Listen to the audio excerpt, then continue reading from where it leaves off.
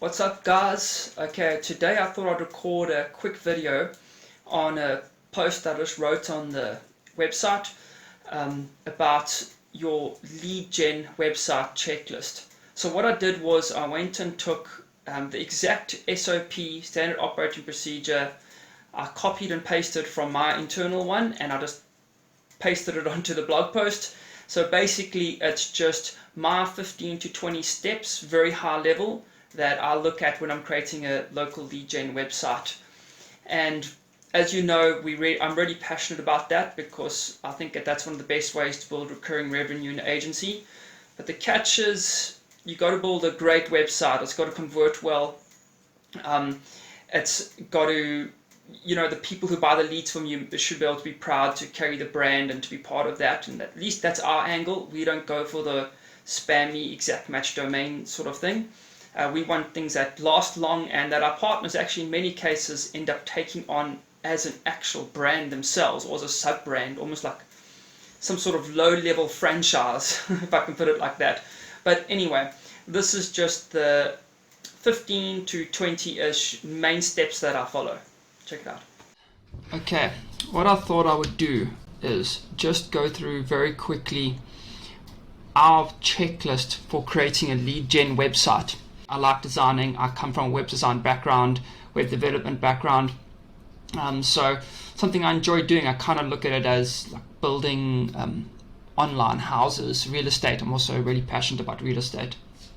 So each one of the points I'm going to go through could potentially be a 45-minute video, and I will make individual videos as I go along, as I think it's useful.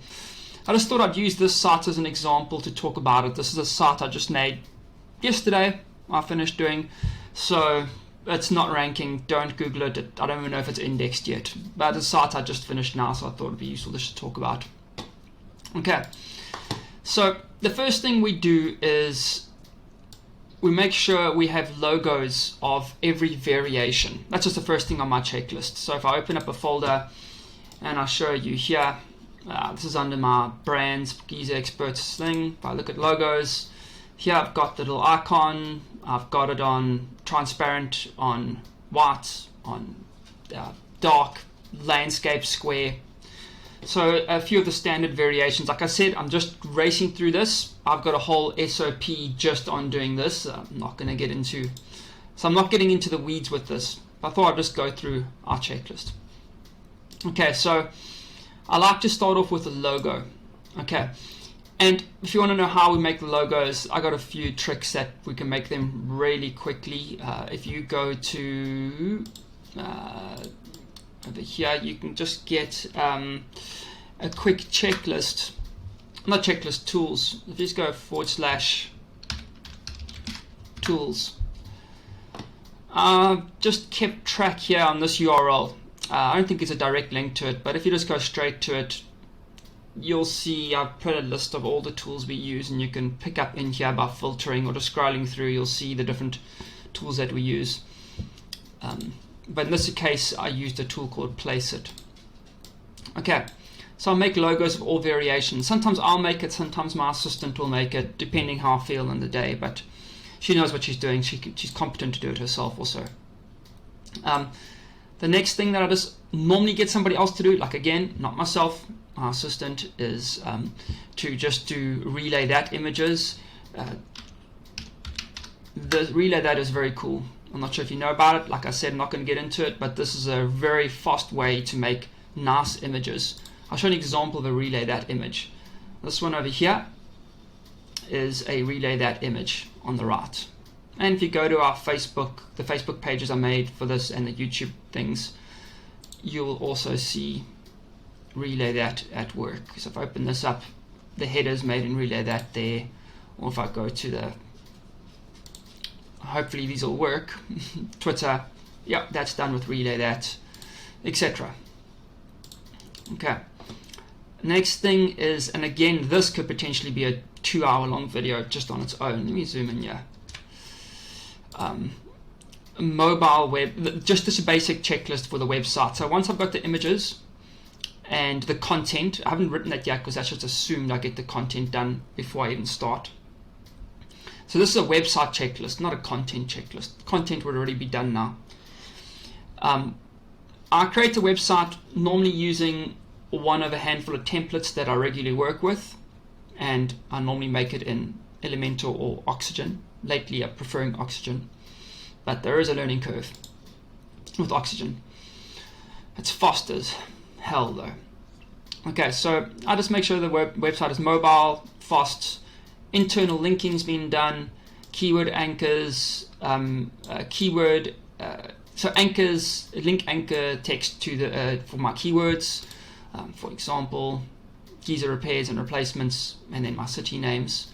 And then internal linking, I just make sure basics are done with, like, to the brand names also at some point in the page. You won't believe how important that actually is. But again, this is a 2-hour long video that I'm racing through just this one point. And then I do a basic website audit as well, which I just use a program, website auditor, this desktop software, just to check for errors and things. Then I put all my website URLs into my Airtable account so that I can start doing SEO and things like that on them. I'm not going to get into that. I'll show you another video, our Airtable setup, which basically runs our entire business and all our SEO and processes. Okay. Then I make sure name and address, phone number is assigned and added to Airtable and the website. So if I scroll down, I click on one of my city pages, you will see at the very bottom that yes, there's a name, address, phone number added. Okay. I'll make sure all the phone numbers are allocated, and this is a text, so at the back end of Twilio or whatever we're using at that point. Just make sure they are allocated and forwarding to the right person. So whoever is receiving the leads, or in the beginning, my business partner Daniel, who will be taking the calls sometimes for the first week or two while we're finding or while we're getting set up with the partner. Normally we have a partner in mind already, so that's normally set up in the beginning.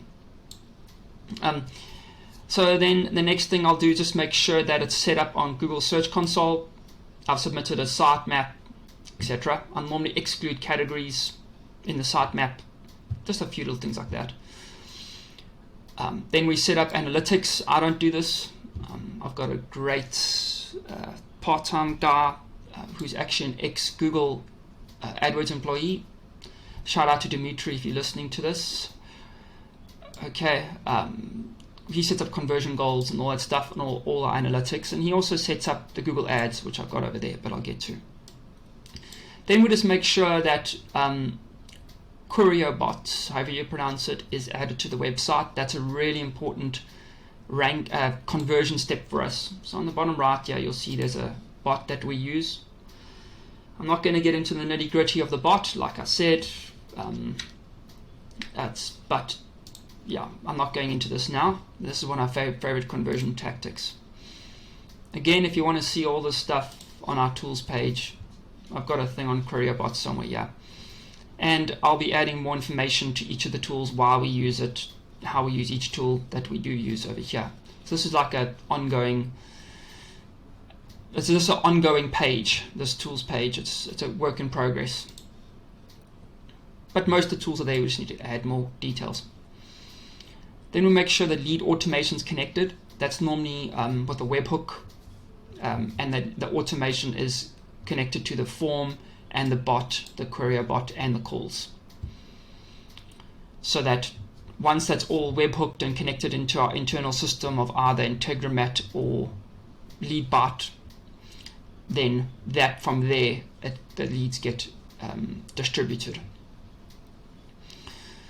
It's a few things just for SEO reasons that I've put here at the end. Just I like to make sure we've got the very basics done.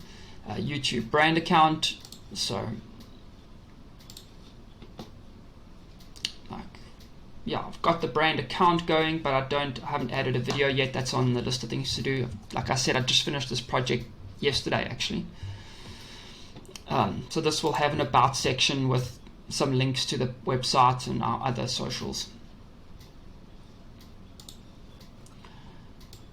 Okay, again, Twitter account, like I showed you there. Rank tracking, I won't get into that, but we use Rank Tracker. which is I like to set up sometime in the first month or two just so we can start getting a feel for what's going on. Then Google Ads, and I normally like to get Google Ads going even on a very low budget, just because I'm convinced it actually helps sites to get indexed and sends user data because of people using Chrome. So it's sending that user data through to Google, even though it's from Google Ads as a referrer. People are still using it on a Chrome browser, and it's still sending that user data, that user interaction, and it's going to help that site to stay indexed, get indexed, and also to build up more authority. I've personally seen sites rank that have got nothing else done except run Google Ads for a while. Not rank well, but they shouldn't be ranking at all. Okay. Some random other odds and ends at the end. Make sure the email is set up to a catch-all. So if anybody emails us to the website at anything, we will get the catch-all. Okay, so info@GizaExperts or whatever. Just so you know, this is a South African website, but this is basically a hot water heater. That's the niche. Then we'll do just some branded Web 20s to the homepage and basic citations to the city pages. Okay, but that's sort of an ongoing thing that'll happen. The point is my checklist that I've set that up to be done. So I will hopefully, when I hope to get all of these things done in the first week. I start on a Monday, and by Friday, amongst doing other things during the week, I try to hit on every single one of these and make sure they're all done when I start a project. But again, for these two over here, that's just making sure at least the order's been placed or things have been set up in our systems and processes so that they can be done. But the rest of these things will be finished in the first week.